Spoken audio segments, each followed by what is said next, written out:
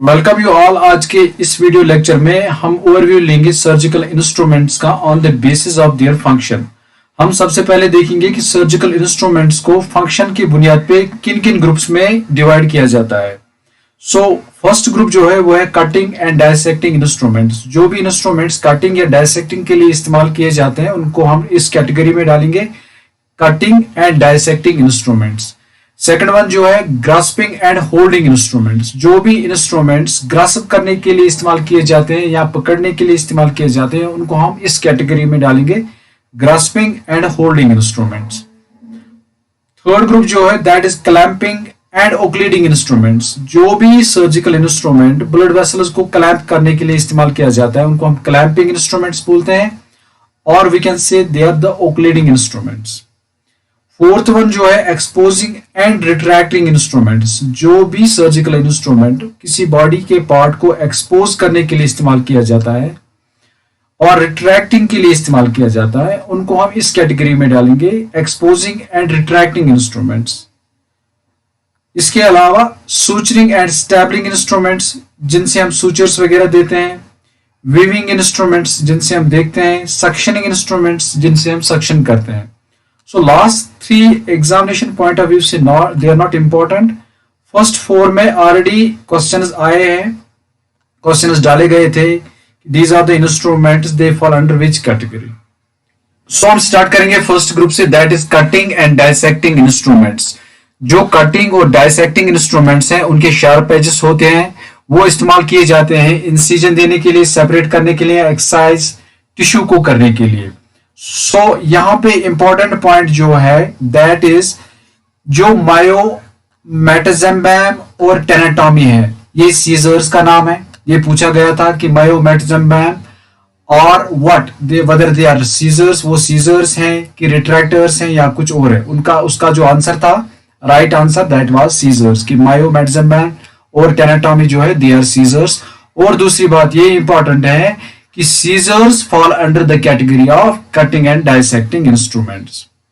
Knife handles ये surgical instrument है जो कि ब्लेड्स को पकड़ने के लिए इस्तेमाल किया जाता है।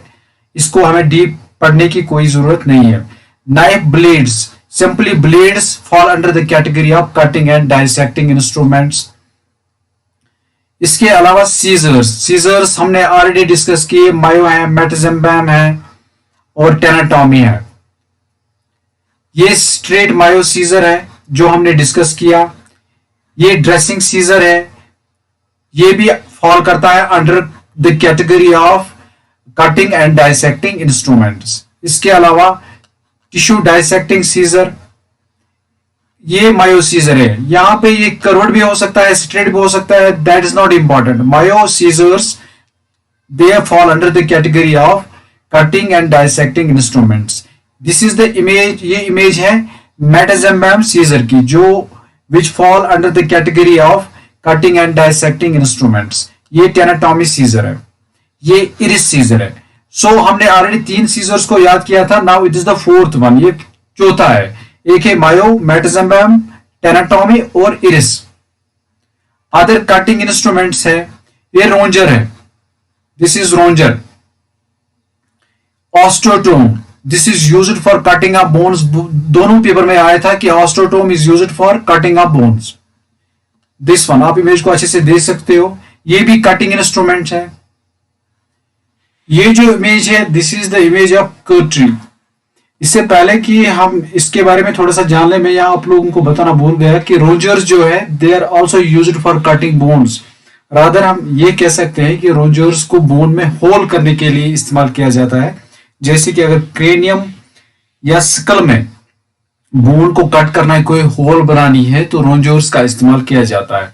ऑस्टोटोम, जिस तरह से मैंने आप लोगों को बता दिया कि osteotome is used for cutting of bones. ये कटरी जो है ये भी टिश्यू को एलिमिनेट या टिश्यू को कट करने के लिए इस्तेमाल किया जाता है। इसके बाद हम पढ़ेंगे दूसरा ग्रुप जो है ग्रास्पिंग एंड होल्डिंग इंस्ट्रूमेंट्स, जिनसे हम ग्रास्प करते हैं या होल्ड करते हैं। Simply these instruments are used to grasp tissue and hold it in place without injuring surrounding tissues. Grasping and holding instruments में mostly forceps का इस्तेमाल किया जाता है। अगर जनरली आपको पूछा जाए forceps fall under the category of which of the following, आप कह सकते हो they fall under the category of grasping and holding instruments. अगर फोर्सिप्स के नाम आप लोगों को याद रखने हैं, आपको simply Kocher, Allis, Babcock, Adson, tissue, DeBakey, forceps, sponge sticks and towel clamps, ये याद रखने हैं। इसमें एक बार क्वेश्चन आया था कि which of the following is the mostly used forceps, उसका आंसर जो था that was Allis and Babcock. ये फोर्सिप्स की इमेज है, ये कोचर फोर्सिप की इमेज है। This one is Allis forcep. ये बेबकॉक फोर्सिप की इमेज है। ये स्पॉन्ज स्टिक फोर्सिप की इमेज है। ये टाउल क्लिप की इमेज है। ये एडिसन्स फोर्सिप की इमेज है। और एक फोर्सिप है एडिसन्स के नाम पे, that is called Edison's brown. ये टिश्यू फोर्सिप की इमेज है। ये फेरिस स्मिथ फोर्सिप की इमेज है। ये डिबेकी फोर्सिप की इमेज है। ये रेशंस फोर्सिप की इमेज है। इसके अलावा बहुत सारे फोर्सिप्स है, अगर आप पढ़ना चाहो तो पढ़ सकते हो।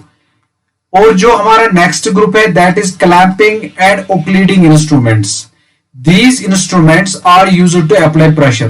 क्लैंपिंग और ओक्लीडिंग इंस्ट्रूमेंट्स प्रेशर डालने के लिए इस्तेमाल किए जाते हैं, जिनमें से कुछ क्रशिंग होते हैं और कुछ नॉन क्रशिंग होते हैं। सो जो मोस्ट इंस्ट्रूमेंट सेट्स होते हैं उनमें होता है mosquito clamps, Crile clamps, Kelly clamps, tonsil clamp, Pean clamps and right angle clamps. तो अगर आपको क्लैंप्स या ओक्लीडिंग और एंड क्लैंपिंग इंस्ट्रूमेंट्स के नाम याद रखने हैं तो आप याद रख सकते हो mosquito, Crile, Kelly, tonsil, Pean and right angle clamps. ये एनाटॉमी दी गई है एक क्लैंप की विच इज नॉट इंपॉर्टेंट। ये मॉस्किटो क्लैंप है, ये क्रायल है, ये कैली है, ये टॉन्सिल है, ये पियन है और ये राइट एंगल है। इसमें से नॉन क्रशिंग क्लैंप्स भी कुछ है, जैसे bowel clamp, vascular clamp, bulldog. Exposing and retracting हमारा और एक ग्रुप है। जो भी इंस्ट्रूमेंट्स टिश्यू को एक्सपोज करने के लिए इस्तेमाल किए जाते हैं उनको हम एक्सपोजिंग एंड रिट्रैक्टिंग कैटेगरी में डाल देते हैं। इनमें मोस्ट इंस्ट्रूमेंट सेट्स में जो इंस्ट्रूमेंट्स होते हैं वो रिट्रैक्टर्स होते हैं। सो रिट्रैक्टर्स को हम कह सकते हैं they belong to the category of exposing and retracting instruments, जिनमें आर्मी रिट्रैक्टर है, नेवी रिट्रैक्टर है, मेलेबल रिट्रैक्टर है, वेटलेनर रिट्रैक्टर है, रिकॉर्डसन्स रिट्रैक्टर है और डेविस रिट्रैक्टर है। बहुत सारे रिट्रैक्टर्स हैं, हाउएवर मैंने इंपॉर्टेंट वंस को यहां पे डिस्कस किया है कि रिट्रैक्टर्स जो है दे fall under the category of exposing and retracting set of instruments. और इसके अलावा बहुत सारे इंस्ट्रूमेंट्स हैं जो दे fall under the category of exposing and retracting. जैसे हमारे पास है सिकिन हुक्स, सैंड है, सैंड भी रिट्रैक्टर ही है, क्रशिंग वैन रिट्रैक्टर है, वोल्कमैन रिट्रैक्टर है, आर्मी नेवी रिट्रैक्टर है, मेलेबल रिबन रिट्रैक्टर है, रिकॉर्डसन्स रिट्रैक्टर है, कैली रिट्रैक्टर है, हैरिंगटन रिट्रैक्टर है, डेवियर रिट्रैक्टर है और सेल्फ रिटर्निंग रिट्रैक्टर्स भी है। This self returning is not important, retractors are important.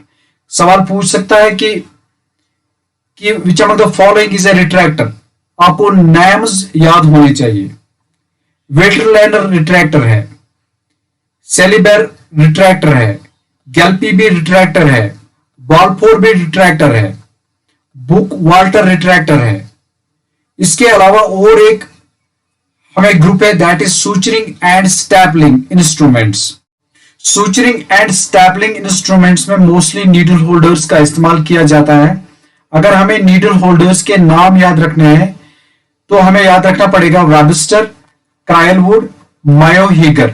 सो ये थ्री जो है these are the names of needle holders. ये नेम है नीडल होल्डर्स के which fall under the category of suturing and stapling instruments, जो suturing और stapling instruments की category में फॉल करते हैं।